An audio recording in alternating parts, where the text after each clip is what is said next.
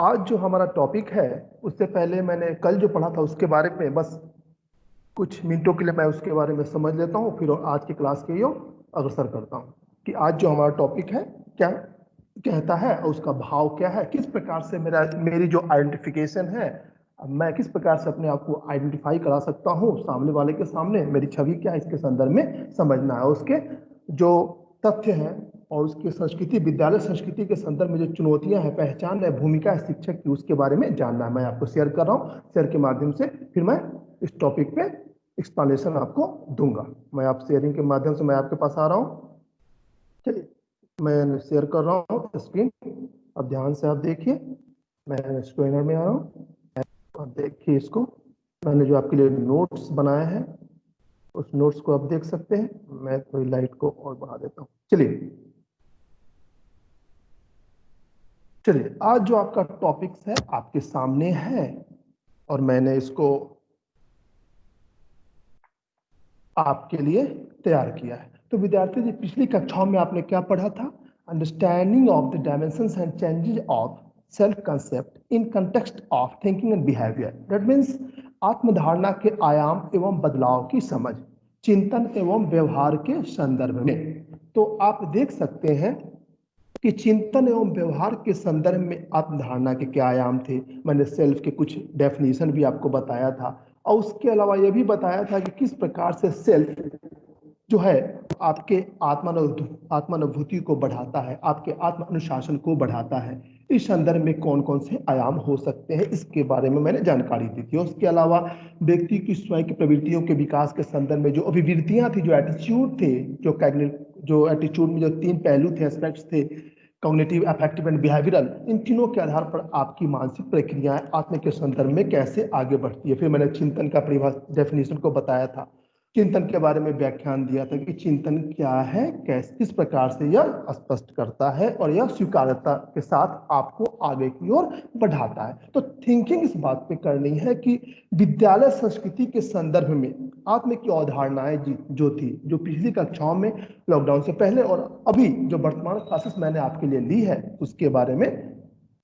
आप किस प्रकार से सोच सकते हैं, अपने सेल्फ इमेज को किस प्रकार से, रियल इमेज को और आइडियल इमेज को किस प्रकार से समाज के सामने प्रदर्शित कर सकते हैं। तो टुडे जो आज जो आपका टॉपिक है, now I am going to teach you topic name identification and challenge of teachers in the context of school culture.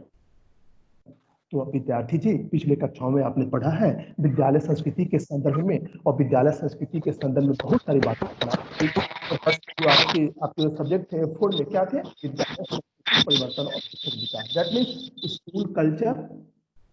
उसके बाद अल्टरेशन एंड प्रोफेशनल डेवलपमेंट। तो उसमें आपने संस्कृति के बारे में पढ़ा कि संस्कृति क्या है, चेतना सत्र की शुरुआत कैसे होती है, जैसे प्रार्थना सभा से स्टार्ट होती है। कॉलेज में जैसे ही आते हैं तो लगती है प्रार्थना सभा के साथ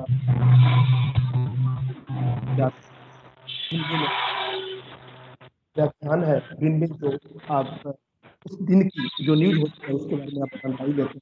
तो खुद से कुछ लोग क्लास उससे डिस्टर्ब होता है। क्लास में होना बहुत ही जरूरी है।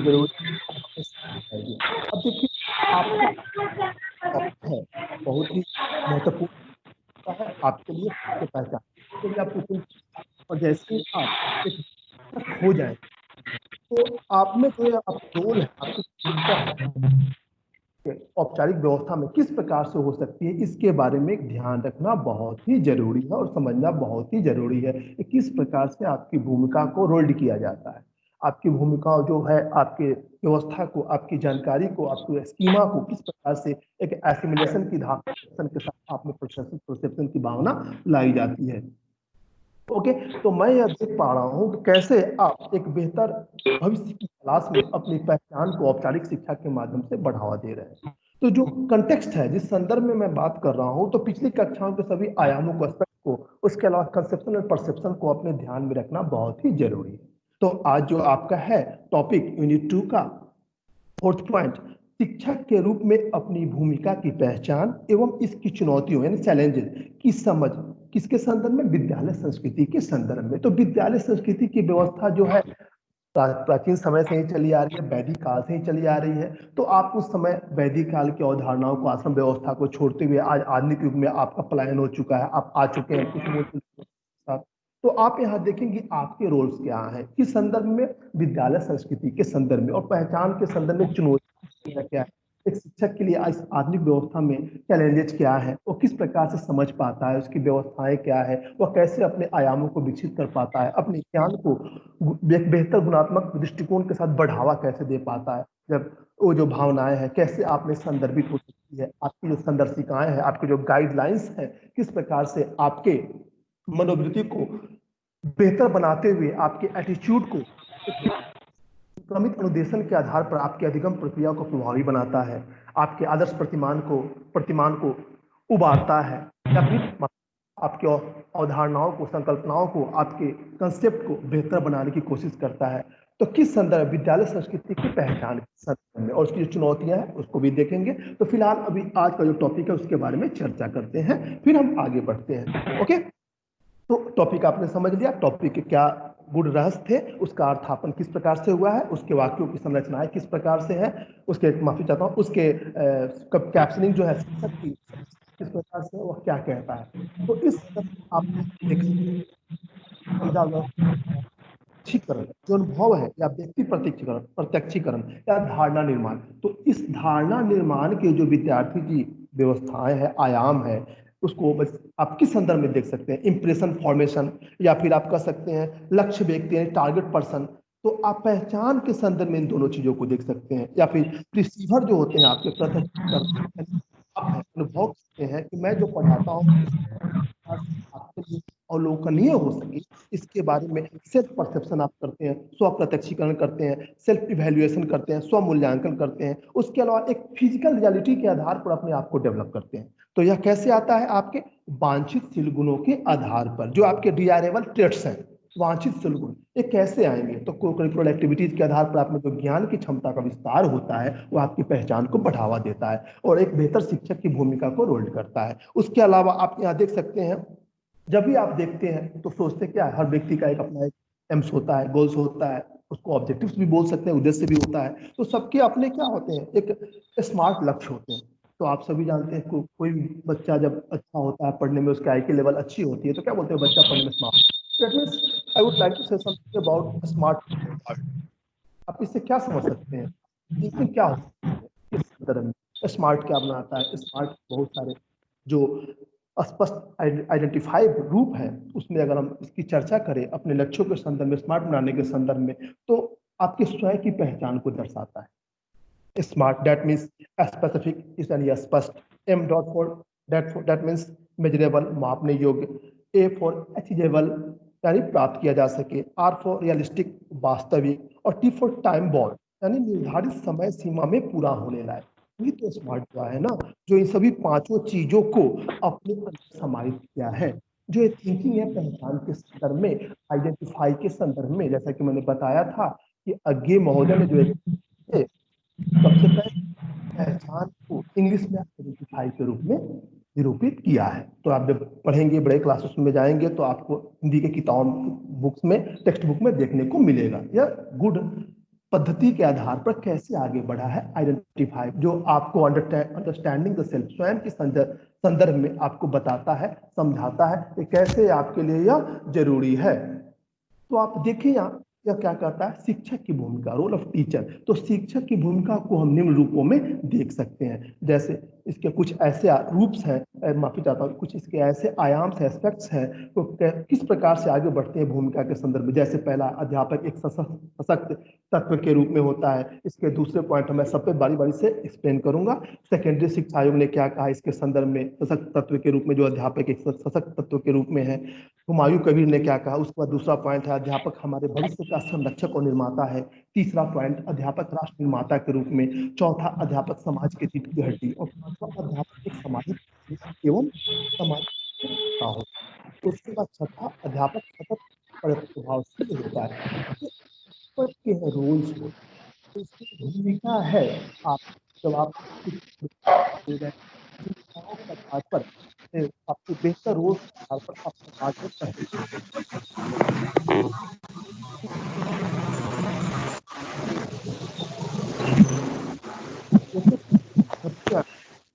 इस संदर्भ में अध्यापक को बहुत ही सशक्त एलिमेंट्स के रूप में देखा गया है। अगर अध्यापक नहीं होगा तो कोई काम नहीं हो सकता है, ज्ञान का विस्तार नहीं हो सकता है, ज्ञान का संरक्षण नहीं हो सकता है, ज्ञान में वृद्धि नहीं हो सकती है, आपकी अभिवृद्धि को बेहतर आयाम नहीं मिल सकता है, आपकी दिशाहीन हो जाएगी, आपने जो परिमाण का सर्टिफिकेट किया वो भी नहीं हो सकता है, आप में स्वेरिटी नहीं आ सकती है, आप में रिस्पॉन्सिबिलिटी नहीं आ सकती है। यह अध्यापक के माध्यम से ही संभव है। तो कोठारी आयोग ने इस संदर्भ में बहुत ही बेहतर ढंग से बताया। मैं इसको जूम करता हूं, आप ध्यान से देखिए। तो कोठारी कमीशन 1964-66 ने इस संदर्भ में बताया है कि शिक्षा के स्तर, देखिए मैं उसको थोड़ा एक बार पढ़ता हूं फिर उसको डिस्क्राइब करता हूं। शिक्षा के स्तर तथा राष्ट्रीय विकास में सहयोग को प्रभावित करने वाले विभिन्न तत्वों में, माफी चाहता हूं, विभिन्न तत्वों में अध्यापकों का गुण, चरित्र तथा उनकी योग्यता ही अत्यधिक महत्वपूर्ण है, जो मैंने अभी बताया। यानी उन्होंने बताया कि उसका लेवल और शिक्षा जो है एजुकेशन के लेवल को नेशनल डेवलपमेंट के संदर्भ में या फिर उसके एकोमोडेशन यानी सहयोग के संदर्भ में किस प्रकार से उसको इफेक्टिव बनाया जा सकता है। तो इसमें अध्यापक के जो क्वालिटीज हैं, गुण हो गए, उसका जो कैरेक्टर है, चरित्र हो गया, और उनकी एबिलिटी, स्वयं की एबिलिटी अत्यधिक इंपॉर्टेंस रखती है। अगर ये तीनों चीज नहीं होगा, यानी गुण, चरित्र और उनकी योग्यता, तो राष्ट्र स्तर पे विभिन्न तत्वों के समावेशन के संदर्भ में, अध्यापकीय ज्ञान के संदर्भ में वह कोठारी कमीशन के सभी आयामों को फुलफिल नहीं कर सकता है। साथ ही साथ जो समूचा ढांचा है शिक्षा जगत का, वह तो और प्रशिक्षण की जो प्रक्रिया है वो सभी शैक्षिक सत्रों के संदर्भ में एक अध्यापन के माध्यम से ही फुलफिल होती है। तो अध्यापक एक बेहतर मार्गदर्शक होने के साथ साथ राष्ट्र निर्माता भी होता है। फिर हम आगे देखते हैं सेकेंडरी एजुकेशन के माध्यम से। सेकेंडरी शिक्षा आयोग, सेकेंडरी एजुकेशन ने क्या कहा शिक्षक की भूमिका के संदर्भ में, क्योंकि आपका टॉपिक क्या है विद्यार्थी, विद्यालय संस्कृति के संदर्भ में शिक्षक की पहचान एवं चुनौतियां। तो आप देखिए सेकेंडरी शिक्षा आयोग क्या कहता है। तो सेकेंडरी शिक्षा आयोग कहता है कि सर्वोत्तम पाठ्यक्रम, जो सबसे उत्तम करिकुलम जो है वो तभी जीवित रह सकता है इस पृथ्वी पर शैक्षणिक प्रक्रियाओं के संदर्भ में, बेहतर प्रशिक्षण के संदर्भ में, बेहतर जो डिजायरेबल टेस्ट है, शील गुण जो है और लोकनीय जो है कंसेप्शन है, उसके संदर्भ में तभी जीवित रह सकता है जब तक उचित शिक्षण विधियों, जो एक बेहतर टीचिंग मेथड्स है, वो गुड टीचर में ही उसके संदर्भ में ज्ञानवान बनाया जा सकता है। यानी सर्वोत्तम पाठ्यक्रम तभी जीवित रह सकता है जब तक जो अच्छे शिक्षक है या अध्यापक है अपने उचित शिक्षण विधियों के माध्यम से उसमें सांस डाले या सांस फूके। तो किसने कहा? सेकेंडरी एजुकेशन कमीशन ने, कि पाठ्यक्रम तभी तक जीवित हो सकता है, यानी करिकुलम, जो जब तक उसमें बेहतर शिक्षण विधियों का प्रयोग ना हो, और बेहतर शिक्षण विधियों का प्रयोग करने के लिए अच्छे अध्यापक ना हो, तभी उसमें सांस आ सकती है, अन्यथा वह निर्जीव हो जाएगा। अब हुमायूं कबीर ने क्या बताया? हुमायूं कबीर ने बताया है अगर टीचर अच्छे नहीं हो, यानी अच्छे अध्यापकों के अभाव में अगर स्कार्सिटी हो जाए गुड टीचर की, तो जो सर्वोत्तम विधियां पढ़ाने की, समझाने की और समझने की, वह क्या हो जाएगी? बिल्कुल असफल हो जाएगी। इस संदर्भ में जो पद्धतियां हैं, जो अप्रोचेज है, उसमें क्या ड्रॉबैक्स आ सकते हैं, अच्छे शिक्षक के माध्यम से दूर किया जा सकता है। किसने कहा था? हुमायूं कबीर ने। तो उन्होंने यह कहा कि अच्छे अध्यापकों के अभाव दूर नहीं किया जा सकता है, और दूसरे जो सर्वोत्तम विधियां हैं पठन पाठन के लिए, उसका प्रयोग नहीं हो सकता है। इसीलिए अच्छे शिक्षक की भूमिका का होना, अच्छे शिक्षक का होना समाज में बहुत ही जरूरी है। अब देखिए दूसरा पॉइंट क्या कहता है। पहला पॉइंट आपने देखा कि सर्वोत्तम अध्यापक सशक्त तत्व के रूप में किस प्रकार से एलिमेंट था, तो 3 डेफिनेशन आपने देखा। पहला देखा कोठारी कमीशन, दूसरा देखा सेकंड एजुकेशन कमीशन, और तीसरा देखा हुमायूं कबीर ने क्या, महोदय ने क्या कहा था। अब दूसरा पॉइंट क्या कहता है? अध्यापक हमारे भविष्य के संरक्षक निर्माता है, हमारा भविष्य का संरक्षक और निर्माता है। तो एकदम बिल्कुल यह तथ्य सही है। अगर अध्यापक नहीं हो तो आप अपने भविष्य को नहीं संवार सकते हैं।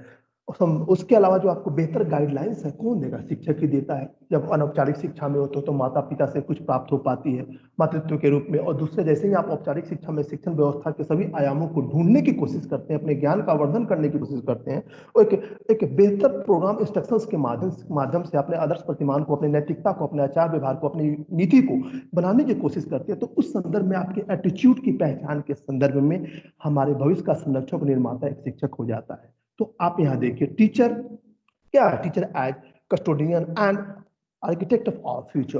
तो इस संदर्भ में क्या बताया है? इस हमारे भविष्य का संरक्षक है। इस संदर्भ में बड़े ही सुंदर ढंग से इंदिरा गांधी ने बताया। इंदिरा गांधी ने क्या बताया? राष्ट्र का हित ही अध्यापक के हित पर निर्भर है। इन्होंने कहा है राष्ट्र का हित अध्यापक के हित पर निर्भर है। सही है, अगर वो अपने हित को ना देखते हुए पठन पाठन ना कराए, चाहे वह स्वरोजगार के संदर्भ में हो, अपने ज्ञान की क्षमता के बढ़ाने के संदर्भ में हो, एक बेहतर समाज निर्माता के संदर्भ में हो, तो इसके बिना राष्ट्र का हित नहीं देखा जा सकता है। उस समय जब इंदिरा गांधी का कार्यकाल था, तो इंदिरा गांधी महोदया के कार्यकाल में आप समझ सकते हैं, और 52-53 के बाद की बात मैं बता रहा हूँ, तो उनके अनुसार 20 लाख अध्यापकों के भविष्य के बारे में बताया उन्होंने कहा कि वह 20 लाख भविष्य, जो 20 लाख शिक्षक जो है भविष्य के संरक्षक है बालकों के। उसके अलावा अध्यापकों को समय समय पर सम्मानित किया जाना चाहिए। सिर्फ उनकी बातें कागजी लिखावट में नहीं होनी चाहिए कि हमने अध्यापक के लिए ये किया वो किया, या फिर उसके सिर्फ आत्म बलिदान की भावना को बांधना नहीं चाहिए। अगर सिर्फ जो सेक्रीफाइस है उनका स्वयं का, वो पढ़ाते हैं, उनके बारे में स्वरोजगार के संदर्भ में आप नहीं सोचेंगे, तो राष्ट्रहित का जो है हित ना होकर अनहित हो जाएगा। तो इस संदर्भ में उन्होंने कहा कि अध्यापक हमारे भविष्य का निर्माता है, उसके बारे में सोचना समझना सरकार के हित में है, तभी तो राष्ट्र का निर्माण हो सकता है। और उसकी उपेक्षा करते, अगर हम किसी शिक्षक की उपेक्षा करते हैं तो हमारा अनादर होता है, हमारा राष्ट्रहित पूरी तरह से सफल नहीं हो पाएगा, और एक बेहतर शिक्षक की जो संकल्पनाएं हैं वो पूरी तरह से अधूरी रह जाएगी। और तीसरा देखिए विद्यार्थी जी क्या है, अध्यापक राष्ट्र निर्माता के रूप में, अभी मैंने बताया कि अध्यापक क्या है, राष्ट्र का भाग निर्माता होता है। हुमायूं कबीर ने भी बताया है कि अध्यापक को राष्ट्र का भाग निर्माता कहते हैं, और उसका संबंध उन बच्चों के साथ होता है जिनके कल के संदर्भ में शिक्षक एक बेहतर दिशा निर्देशन प्रदान करते हैं, ताकि वो अपने भविष्य को संवार सके। उसके बाद क्या है, अध्यापक समाज की रीढ़ की हड्डी होती है।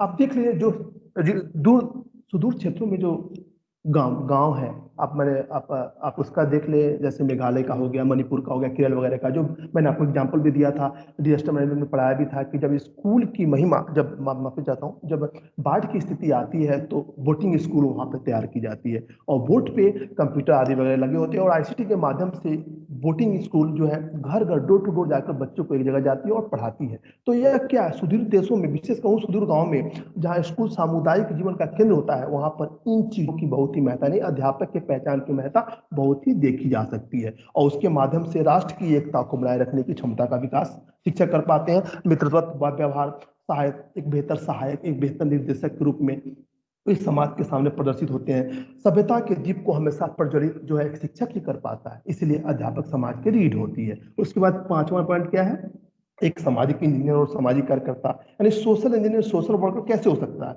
इसलिए कि जो समाज के आदर्श मान्य मूल्य है, मानवीय मूल्यों का जो विकास होता है और उसकी जो परंपराएं हैं उसको सुरक्षित रखने में अध्यापक की महत्वपूर्ण भूमिका होती है। जैसा कि आप विद्यालय संस्कृति के बारे में आपने पढ़ा है, जो खान पान, रहन सहन, वेशभूषा आदि के संदर्भ में ज्ञान, आश्रम व्यवस्था के बाद फिर बाल केंद्र व्यवस्था, तो इन सभी चीजों की जो परंपराएं हमारी चली आ रही है, उसमें कुछ मूल परिवर्तनों के साथ उसकी सभी व्यवस्थाओं को बच्चों को जिज्ञासाओं के माध्यम से बताना और उनका अवबोधन करना ही एक बेहतर सफलीभूत सामाजिक कार्यकर्ता और बेहतर आर्किटेक्चर का काम है। तभी तो वह एक सांचा ढाल पाएंगे नई पीढ़ी के लिए, एक मानव मूल्यों का निर्माण कर पाएंगे कि आपकी परंपराओं में यह था और आज यह देखने को मिल रहा है। तो इस प्रगतिशील शिक्षा व्यवस्था में आप देख सकते हैं कि किस प्रकार से शिक्षक एक सामाजिक कार्यकर्ता होता है, एक सामाजिक इंजीनियर होता है, और उसकी महत्वपूर्ण भूमिका होती है, और समाज को प्रगति के मार्ग पर प्रशस्त करने में उसका मुख्य हाथ होता है। अब देखिए 6 नंबर क्या कहता है, अध्यापक सतत प्रभावशील होता है। इसलिए प्रभावशील होता है कि विद्यार्थी की जो भी रुचियां हैं, आदत है, उसको समझते हुए, उसके व्यवहारों और चरित्र का परीक्षण करते हुए उसका निर्माण किस प्रकार से उसके महत्व को प्रदर्शित करे, उसको बताया जा सके, ताकि उसकी भूमिका समाज में स्पष्ट हो सके। साथ ही अच्छे अध्यापकों की जो आवश्यकता है, आदिकाल से ही आप देख सकते हैं, अच्छे अध्यापकों के बिना समाज को सुदृढ़ नहीं किया जा सकता है। उसके अलावा उस अच्छे अध्यापकों का प्रभाव कभी समाप्त नहीं हो सकता। जैसे कि आप देख सकते हैं, जो वेस्टर्न कल्चर के जो भी शिक्षक है, चाहे जॉन डेवी हो गया, बर्टन रसेल हो गया, और भारतीय व्यवस्था में आप देख लीजिए महात्मा गांधी, उसके बाद स्वामी विवेकानंद, अन्य ऐसे बहुत सारे शिक्षक हैं जो अपनी छाप, अमिट छाप इस समाज पर छोड़ के इस दुनिया से स्वर्गलोक को चले गए। लेकिन आप यहाँ देख सकते हैं कि सतत प्रभावशील शिक्षक की महिमा सतत प्रभावशील होती है, किताबों के माध्यम से, उनके आदर्श प्रतिमान के माध्यम से, उनके एक बेहतर आदर्शवादी दृष्टिकोण के माध्यम से। तो यह भी कहा जा सकता है कि शिक्षक को शक्ति के रूप में आंका जा सकता है, जो प्रत्यक्ष या अप्रत्यक्ष रूप से आने वाली संतति, जो डॉटर सेल है, जैसे आप ही की जैसी संतति जो प्राप्त होगी आने वाले भविष्य में, उसके लिए उसके शिक्षक के स्वयं के व्यक्तित्व को प्रभाव डालती है संततियों पर, ताकि उसमें राष्ट्रीयता की भावना हो सके, उसके अलावा उसमें जो सामाजिक भावना है उसका विकास हो सके। यही इतना ही नहीं, शिक्षक जो है, शिक्षक की महिमा जो है भौगोलिक सीमाओं को लांघकर विश्व व्यवस्था में भी अपना परचम लहराने में अतुलनीय स्थान प्रदान करती है। जैसे स्वामी विवेकानंद को देख लीजिए, ऐसे बहुत सारे शिक्षक हैं जिनकी महिमा का ज्ञान दूर दराज वेस्टर्न कल्चर में, अन्य देशों में, यूरोपियन कंट्री में या फिर अन्य देशों में देखने को मिलता है। अब देखिए आगे विद्यार्थी जी आपका क्या टॉपिक है, मैं जरा एक बार चेक कर लूँ पीछे की क्या स्थिति है। तो इस आधार पर आप देख सकते हैं कि सभी जुड़े हुए हैं, ऑन भी, ऑडियो भी ऑन है। तो अभी आप देख सकते हैं कि किस प्रकार से यह जो है रोल्स ऑफ टीचर बेहतर ढंग से भविष्य को निर्धारित करता है, आपकी महिमा को व्यवस्थित करता है। अब मैं आपके पास पुनः आ रहा हूँ। अब तो देखिए, तो ये जो चीजें हैं आपके ज्ञान के संदर्भ में आपको कैसे बढ़ावा दे सकता है और आपको कैसे व्यवस्थित करते हुए आपके ज्ञान को अक्षुण्ण बना सकता है। अब देखिए आगे का टॉपिक है विद्यार्थी जी, role of teacher in self identification, आत्म पहचान में शिक्षकों की भूमिका। तो आत्म पहचान में शिक्षकों की भूमिका क्या हो सकती है? तो आत्म सम्मान में, पहचान में जो सेल्फ आइडेंटिफाई है, मैंने जैसे बताया था, तो आत्म पहचान में शिक्षक की भूमिका किस प्रकार से होना चाहिए, यानी आत्म पहचान या आत्म सम्मान को जानने का प्रमुख साधन क्या है? शिक्षा है। शिक्षा अगर आपके पास नहीं होगा तो आप ओपन टीचर हैं, आप बेहतर शिक्षा प्राप्त कर रहे हैं, अभी ऑनलाइन लाइव टीचिंग कर रहे हैं, तो ये शिक्षा आपका जो है कंटिन्यूअस चल रहा है, स्टेप बाय स्टेप बढ़ता जा रहा है। तो आपकी पहचान एक पुपिल टीचर के रूप में, जैसे ही आप इन सभी गुणों का अवलोकन कर लेंगे, आत्म प्रत्यक्षीकरण हो जाएगा, आत्मलक्षणी गुण आ जाएंगे, तो आपकी पहचान समाज में एक बेहतर शिक्षक के रूप में हो जाएगी। तो ही कहा जा रहा है आत्म पहचान में शिक्षक की क्या भूमिका है, आपका जो टॉपिक है। तो बिना शिक्षा की आपकी पहचान, आपका सेल्फ स्टीम जो है आगे नहीं बढ़ सकता है। और बालक के लिए जो भी शिक्षा है, शिक्षा प्रदान करने के लिए एक बेहतर शिक्षक का मार्गदर्शन होना बहुत ही जरूरी है। यदि शिक्षक नहीं होगा तो बालक का यथोचित विकास नहीं हो सकता है, आपका विकास नहीं हो पाएगा, आपको शिक्षा के सही महत्व के बारे में जानकारी नहीं मिल पाएगी, उसके अलावा आपको समझ नहीं विकसित हो पाएगी और आप स्व के बारे में नहीं जान पाएंगे, यानी स्वयं के बारे में जो एक स्कीमा होता है, ज्ञान होता है, उसका आप आत्मसातीकरण कर पाते हैं, उसके बारे में आप नहीं जान पाएंगे। तो देखिए शिक्षा का स्थान किन तथ्यों के आधार पर देखा जा सकता है। देखिए आत्मसम्मान के संदर्भ में कि कैसे बच्चों के आत्मसम्मान को बढ़ाया जा सके, विद्यालय संस्कृति के संदर्भ में, और उसको कैसे आत्म पहचान के रूप में निरूपित किया जा सके। तो पॉइंट नंबर 1 देखिए कि बच्चों को स्वायत्तता देनी चाहिए। स्वायत्तता मतलब विद्यार्थी जी आप सभी जानते हैं स्वतंत्रता। यदि स्वायत्तता नहीं प्रदान की जाएगी तो व्यक्तिनिष्ठ पसंद विकास नहीं हो पाएगा आपका, यानी आप क्या पसंद करते हैं, यानी विद्यार्थी शिक्षार्थी अधिगम के दौरान क्या पसंद करते हैं कि उनकी जो व्यवस्था है स्वायत्तता के माध्यम से, ईमानदारी से उस पक्ष की ओर ज्यादा ध्यान केंद्रित करते हुए अपनी गरिमा को पहचान के रूप में निरूपित कर सके। दूसरा पॉइंट कहता है कि शिक्षक को ऐसी शैक्षिक परिस्थितियों का निर्माण करना चाहिए जिसके प्रति छात्र जो है चेतन अवस्था में आते हुए अपना स्वयं का इंटरव्यू कर सके, आत्म साक्षात्कार कर सके। अगर आपकी पहचान हो जाएगी तो आप में गुण का भंडार होना बढ़ना शुरू हो जाएगा, आप में गुणवत्ता आने लगेगी, तो स्वयं आपका साक्षात्कार स्वयं में खुद आप अपनी छवि के आधार पर कर सकते हैं या किसी प्रश्न के उत्तर के आधार पर कर सकते हैं। तीसरा कहता है आपके जो व्यक्तिनिष्ठ, आप में जो निष्ठा के साथ जो आप चाहते हैं, जो करना चाहते हैं, जो आपके लक्ष्य है, आपके उद्देश्यों का समर्थन करता है। शिक्षक के माध्यम से यह संभव हो पाता है। 4 नंबर देखिए, उसके अलावा शिक्षक क्या करता है? स्व की पहचान कराता है कि आप क्या है, आप एक अच्छे स्टूडेंट्स हैं, आपकी गुणवत्ता हर टॉपिक्स के संदर्भ में, समाज के संदर्भ में, अनौपचारिक शिक्षा के संदर्भ में, को करिकुलर एक्टिविटीज के संदर्भ में क्या, इस सब की पहचान आपको शिक्षक ही कराता है और साथ ही साथ अपने स्वयं के गुणों का विकास आपके अंदर देखना चाहता है।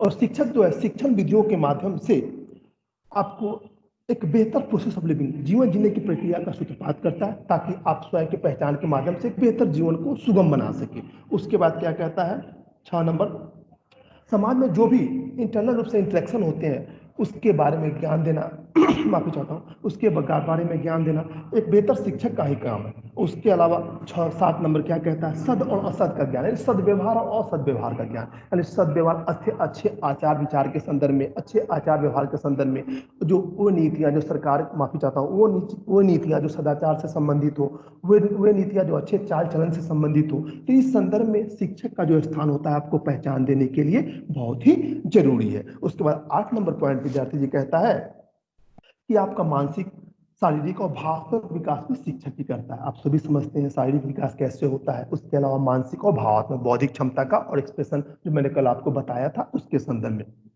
उसके अलावा 9 नंबर कहता है कि एक शिक्षक जो होता है विद्यार्थी के जीवन से अज्ञान को हटाता है, ज्ञान का प्रकाश प्रदान करता है, साथ ही साथ सत्य को हटाकर सत्य सत्य को लाता है और मिथ्या को हटाता है, और अविद्या को हटाकर विद्या को लाता है, और यह भी बताता है कि इन सबों में भेद क्या है।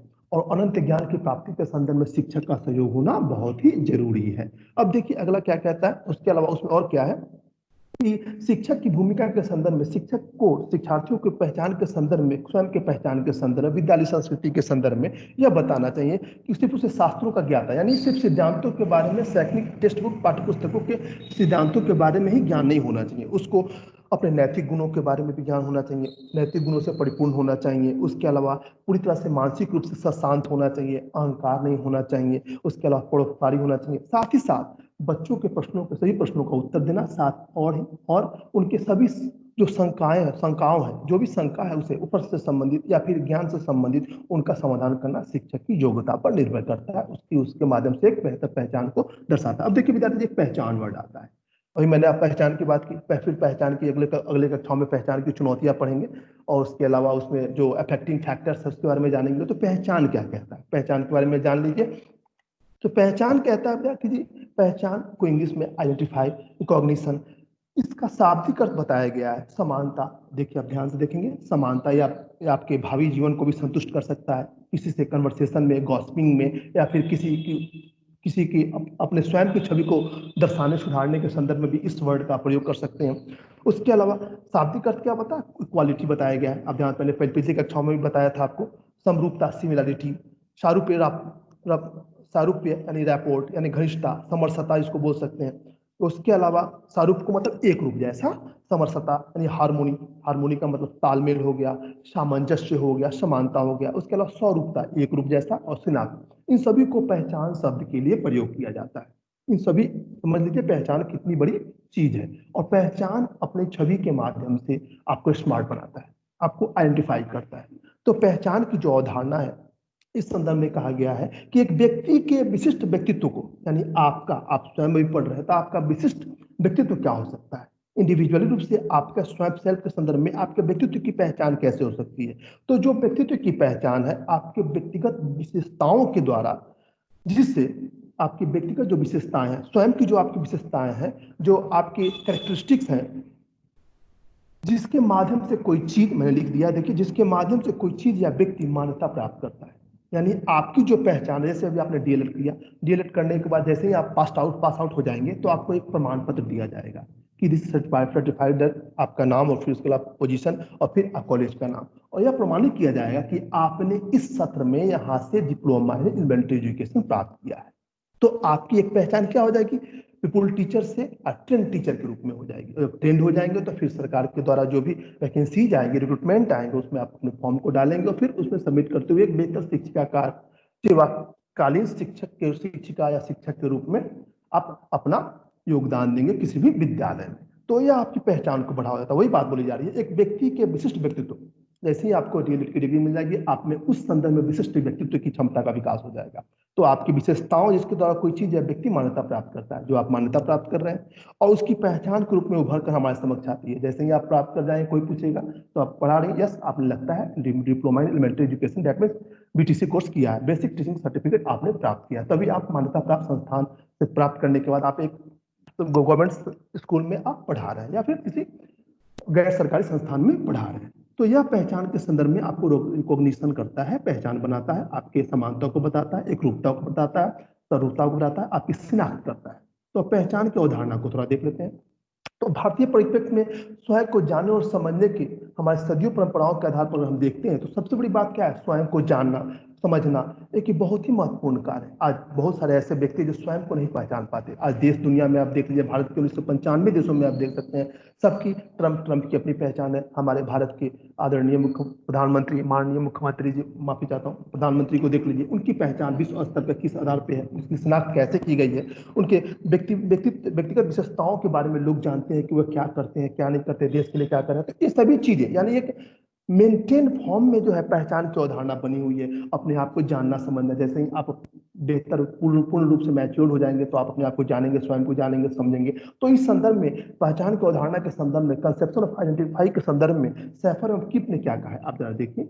उन्होंने कहा है आत्म पहचान का आशय कोई क्या है, ध्यान से देखिए, कोई क्या है, जीवन में उसकी दिशा क्या है, एवं वो समाज में किस रूप में स्वयं को संगत अनुभव करता है, आदि से है। यानी जो रेफरेंस है, आपकी जो संदर्भ है, किस संदर्भ में अपने आप को आप आंकते हैं, आपकी दिशा क्या, किस डायरेक्शन में आप जा रहे हैं अपनी पहचान को बनाने के लिए। जैसे आइजैक न्यूटन न्यूटन नहीं होते और समाज में उनकी जो पहचान एक बेहतर साइंटिस्ट के रूप में है। उसके अलावा आप बहुत सारे जो भी साइंटिस्ट है, आर्यभट्ट को देख लीजिए, जो पहला गया, जो पहला सैटेलाइट गया था अंतरिक्ष में, उनके उनके नाम को भी आप देख सकते हैं। उसके बाद आप देख सकते हैं जीत, जो भी हमारे अंतरिक्ष आयोग के माध्यम से, जो संरचनात्मक प्रणालियों के माध्यम से, पीएसएलवी जीएसएलवी के माध्यम से जो भी सैटेलाइट गए, सबके नाम अलग अलग दिए गए हैं। या फिर आप उनको देख सकते हैं, हमारे भूतपूर्व राष्ट्रपति जो अब जिनका स्वर्गवास हो चुका है, और मैं उनका नाम थोड़ा मिस कर रहा हूँ, उनका नाम है खैर आप उसको, डॉक्टर राजेंद्र प्रसाद के बारे में आप देखिए, उनके बारे में मैं आपको बताना चाह रहा हूँ। और जो मिसाइल मैन है हमारे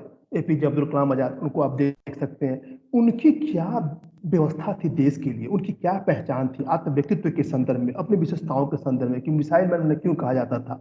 उनके बारे में उड़ीसा द्वीप का नाम बदलकर अब्दुल कलाम आजाद द्वीप रख दिया गया है। तो ये पहचान की अवधारणाएं हैं कि जानना और समझना स्वयं के संदर्भ में। अभी तो दुनिया में नहीं है, लेकिन उनकी पहचान बनी हुई है और सदियों तक बनी रहेगी। तो यह सैफ और किप ने यही कहा है कि वह उसकी दिशा क्या थी, उसके अलावा कोई क्या है। मैंने अभी बताया कि एक मिसाइल मैन कैसे कहेंगे, वह समाज में किस रूप में स्वयं को संगत अनुभव कर सकते हैं, उसके आदि से संबंधित देखा जा सकता है। तो जितने भी हमारे भारत में राष्ट्रपति प्रधानमंत्री आए, सभी की पहचान समाज में क्या थी, स्टार्टिंग से यानी 1947 से लेकर 2020 तक आप देख सकते हैं। इन सभी चीजों को आप देखेंगे और आकलन करेंगे तो आपको पता चलेगा कि पहचान की परिभाषा कैसे पूरी तरह से जो है संबंधित है और उसको कैसे बेहतर ढंग से अवलोकनीय बनाया जा सकता है। उसके बाद पाल्मर ने क्या कहा था इस संदर्भ में, तो उन्होंने बताया पहचान को प्रायः सावधि निश्चित अवधियों में अनेक विशिष्ट अंशों के समूह के रूप में परिभाषित किया जाता है। यानी विशिष्ट अंश क्या हो सकते हैं, विशिष्ट अंश आपके हो गए फैमिली, कल्चरल कल्चरल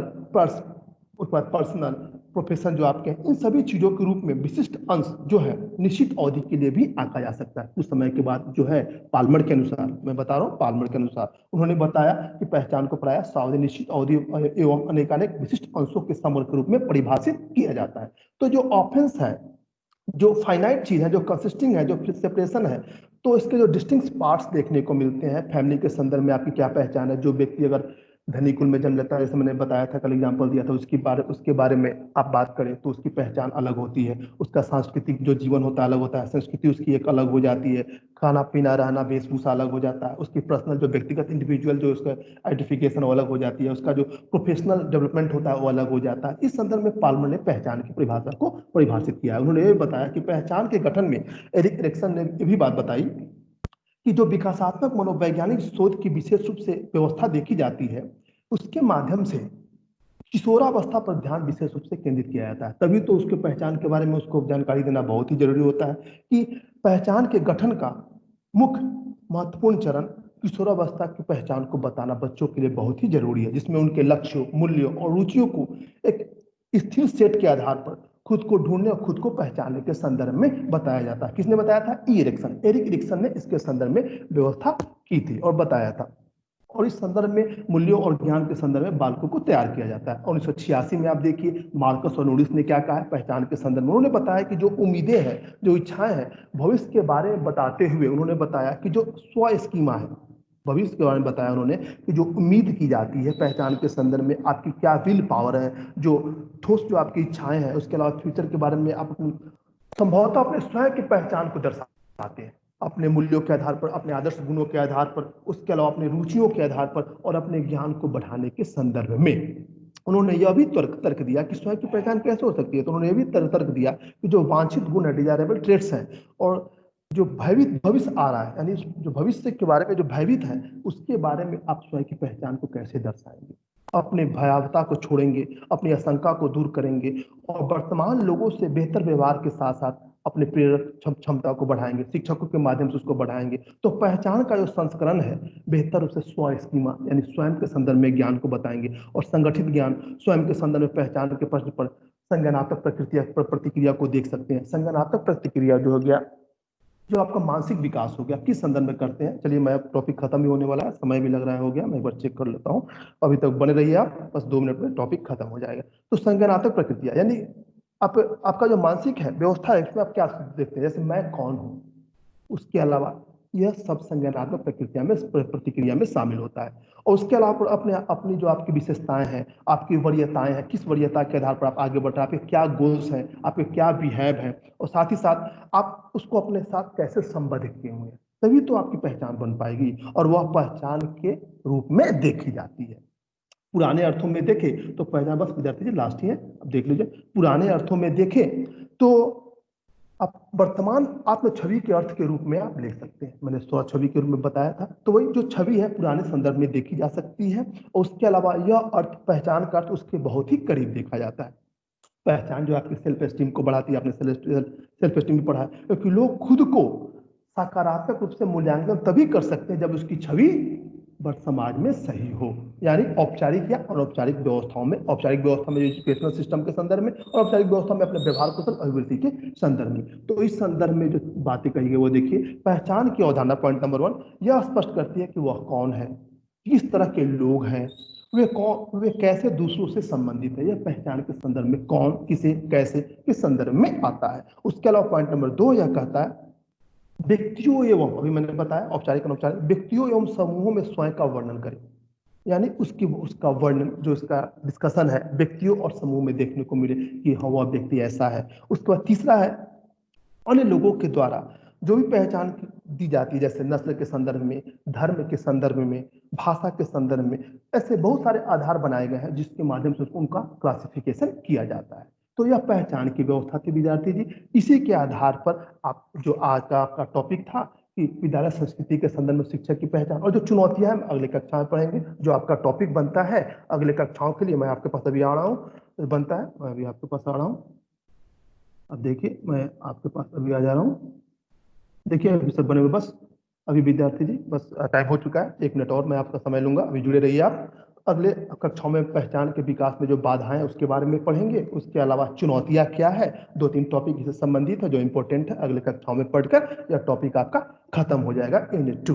तो आप सभी जुड़े हुए थे, अब खुद स्वयं कुछ समय के लिए अनम्यूट हो जाइए प्लीज, और कोई प्रॉब्लम हो तो कृपया बताइए। गुरुजी आपसे एक रिक्वेस्ट है। क्या बोल रहे हैं, बोलिए। नोट्स में हाइलाइटिंग करते हैं, उसमें ग्रीन कलर वाला स्पष्ट रूप से दिखाई नहीं देता है।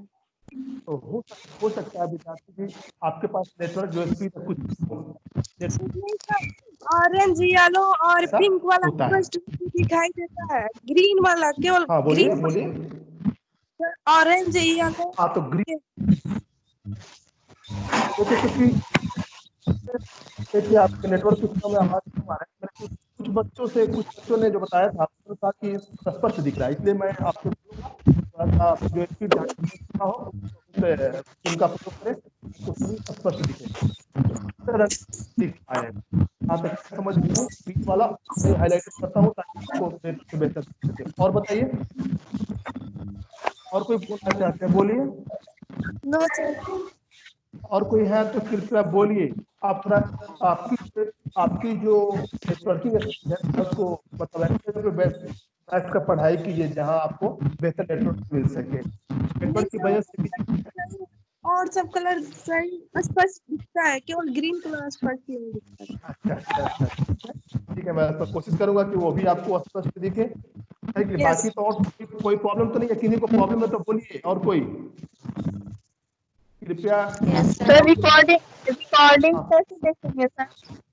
रिकॉर्डिंग आप जैसे हैं, आप रिकॉर्डिंग जैसे ही मेरा वाला जो क्लास है उस क्लास में जो ब्लू प्रिंट होगा उसके नीचे जैसे ही लिखा होगा, उसके नीचे वाले चीज को आप टैप करेंगे। और मैंने एक और चीज मैं बता देता हूँ कि आपके लिए मैंने टीम में डीएलएड जो चैनल है उस चैनल पे जैसे ही आप जाएंगे, फाइल में जाएंगे तो फाइल में मेरा जो कुछ नोट्स है वहां पड़ा हुआ है, वो आप देख सकते हैं पहले दिन के क्लास का,